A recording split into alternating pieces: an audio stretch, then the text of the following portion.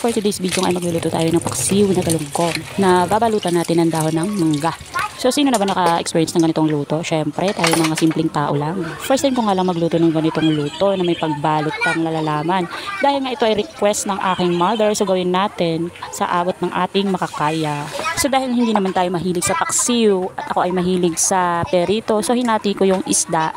Ginawa kong paksiw at perito.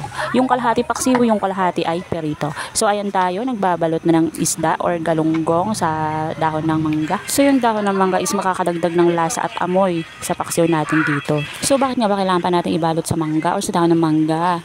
Dahil nga, itong isda natin is medyo may kaliitan. So, madali siyang madurog pag ito ay isinalang na natin sa apoy.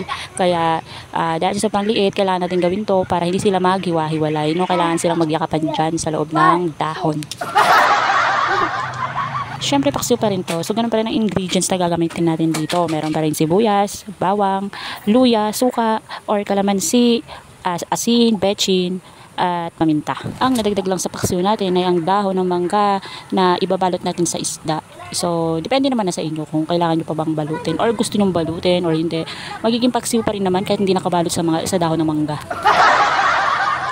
So, hindi ko na video yung pagperito ko nung kalahati ng bagalunggong natin dahil ang main video naman or main content natin dito is itong paksiw na binalot ng dahon ng mangga.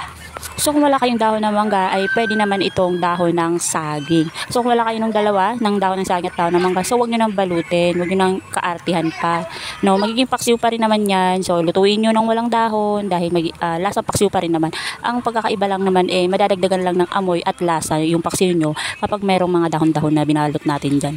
So, after kong ilagay ng mga nabalot kong isda dyan, ay maghiwa na tayo ng sibuyas, bawang, luya.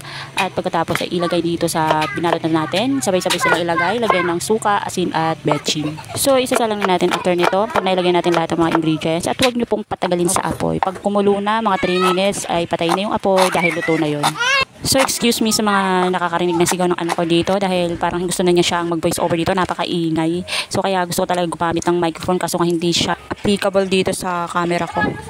So, konting paalala tayo mga guys sa mga baguhan dyan or tulad kung nag-i-start pa lang. So, iwasan natin mag-live or mag-video ng may naririnig na tugtog sa paligid, lalong-lalo na yung mga trending na music dyan which is makaka-copyright sa atin. So, dobling ingat talaga tayo para sure tayong may mapupuntahan dito sa vlog. Kaya, alam nyo naman dito sa mundo ng Facebook is marami talagang bawal. So, gaya na sabi ko sa inyo nung nakaraang kong video, employee tayo ni Facebook so kailangan natin sundin ng mga rules nila. Alam nyo ba guys, ang dami kong binurang old videos ko para lang malinis tong account ko. Lahat ng possible na makaka-copyright, maba-violation, lahat ng possible, pinura ko yun kahit marami na siyang views. So, isa pang paalala sa mga gumagamit ng apps dyan na nag-video or sa pag-edit, tanggalin nyo yung logo sa dulo ng mga apps na gagamitin nyo. So, ito na lang muna for now. Next time na lang ulit yung mga konting paalala sa next video ko na lang. So, thank you for watching. Follow and share.